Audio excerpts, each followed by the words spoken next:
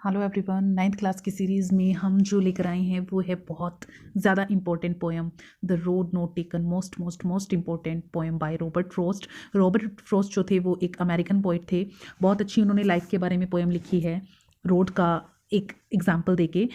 Basically ये poem है जो हमें लाइफ में डिफरेंट डिफरेंट चॉइसेस मिलती है, तो उनमें से हम जो चूज़ करते हैं तो उसके आधार पर ये पोएम लिखी गई है कि हमारे जो लाइफ में डिफरेंसेस आते हैं वो हमारी चॉइसेस के बेस पर आते हैं कि हम क्या डिसीजन लेते हैं, और उसी से हमारी जो है लाइफ उस पर डिपेंड करती है आने वाला जो फ्यूचर है।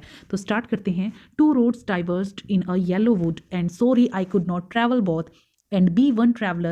Long I stood and looked down one as far as I could to where it bent in the undergrowth. तो जो पॉइंट है वो एक जंगल के बाहर खड़ा है, जो पीले रंग की पत्तियां, इसमें येलो वुड बताया गया है, एक सीज़न ऑटम सीज़न से ये रिलेट करता है कि पीली पत्तियों वाला एक जंगल है।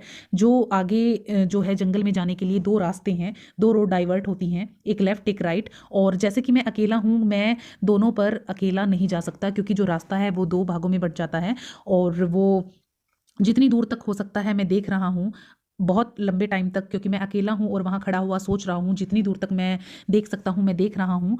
और ये जो अंडरग्रोथ होता है, जंगली झाड़ियाँ जो होती हैं, दोनों ही रास्ते जो हैं वो जंगली जो झाड़ियाँ हैं वहाँ से घिरे हुए हैं और आगे तक देखना बहुत उसके लिए मुश्किल हो रहा है। और ये डिसीज़न लेना कि कौन से रास्ते पर चले ये भी उसके लिए मुश्किल है, क्योंकि वो केवल एक रास्ते को चुन सकता है। तो वो डिसीजन लेना चाहता है, उसको दोनों रास्ते एक जैसे लग रहे हैं।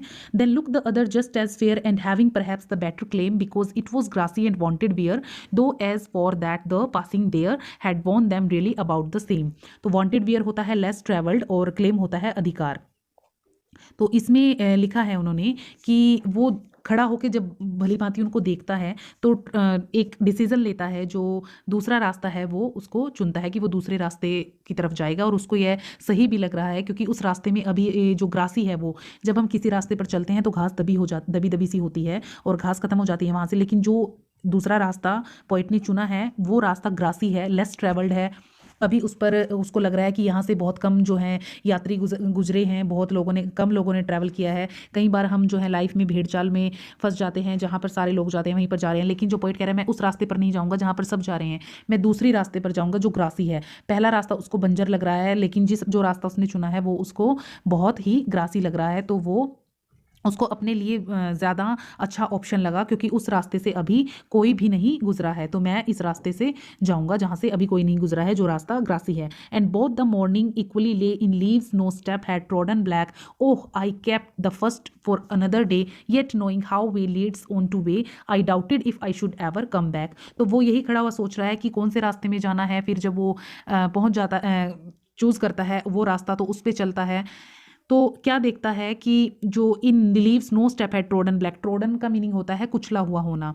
तो वो क्या सोचता है कि वो जंगल में इतनी दूर तक पहुंच गया है और यहाँ पे रास्तों में कोई भी पैरों के निशान या पत्तों के कुचले जाने के निशान दिखाई नहीं दे रहे हैं, और फिर कभी ये सोचता है कि मैं जो दूसरा रास्ता है वो किसी और दिन के लिए चूज़ करूँगा, किसी और दिन मैं उस रास्ते पर चलूँगा, फिलहाल मैं इसी पर चलता हूँ। और फिर उसको डाउट भी हो गया है कि क्या मैं इस रास्ते पर आगे जाके दूसरे रास्ते को चुनने के लिए वापस भी आ पाऊंगा, किसको क्या पता कि ये रास्ता मुझे कहाँ तक कितनी दूर तक ले जाएगा। और इसमें कहने का मतलब है कि जब आप एक बार कोई डिसीजन ले लेते हैं, कोई एक रास्ता चुन लेते हैं, तो वहाँ से वापस लौट पाना उसके लिए बहुत ज़्यादा कठिन हो जाता है। आप उस जगह पर वापस दोबारा नहीं आ पाते जहाँ से आपने वो रोड चुना था। लाइफ में भी सेम ऐसा है, जब आप कोई एक डिसीजन ले लेते हो तो आपको नहीं पता होता कि वो आगे डिसीजन आपके लिए हेल्पफुल रहेगा या नहीं, और वहाँ से वापस लौट पाना आपके लिए बहुत ज़्यादा मुश्किल हो जाता है। I shall be telling this with a sigh. Somewhere ages and ages hence, two roads diverged in a wood, and I took the one less travelled by and that has made all the differences. तो उसने अपनी जो रास्ता चुना था, in future उसका क्या effect हुआ है। वो कहते हैं कि उन्होंने जो दूसरे रास्ते पे चलने का डिसीज़न लिया था वो बिल्कुल भी आसान नहीं था, वो बहुत मुश्किल था। और जब भी टाइम एजेस एंड एजेस, जब भी टाइम बीत जाएगा इन फ्यूचर, वो इस घटना को जब याद करेंगे तो उसके बाद वो एक आह के साथ इसका जो इफ़ेक्ट होगा उनकी ज़िंदगी पर वो बताएंगे कि ऐसे जंगल में जो दो रोड्स में से मैंने एक वो रास्ता चुना था जो बहुत लेस ट्रैवल्ड था, और मेरी ज़िंदगी में जो कुछ भी हुआ है वो इसी वजह से हुआ है, जो मैंने रास्ता चुना है इसी की वजह से मेरे ज़िंदगी में जो है डिफरेंसेस वो आए हैं। और तो कवि ने उनको कहा है कि इस ये जो मेरा डिसीज़न था, सारा प्रभाव जो है मेरे जीवन पर इसी डिसीज़न ने डाला है। तो बेसिकली ये पोएम है हमारी लाइफ के बारे में, जो हमारी लाइफ में डिफरेंट डिफरेंट चॉइसेस होती हैं, कि हमें जो भी डिसीज़न लेना है उस टाइम हमें बहुत ज़्यादा केयरफुल रहना चाहिए, क्योंकि हमारा जो फ्यूचर है उसी डिसीज़न पर, उसी चॉइस पर निर्भर करता है।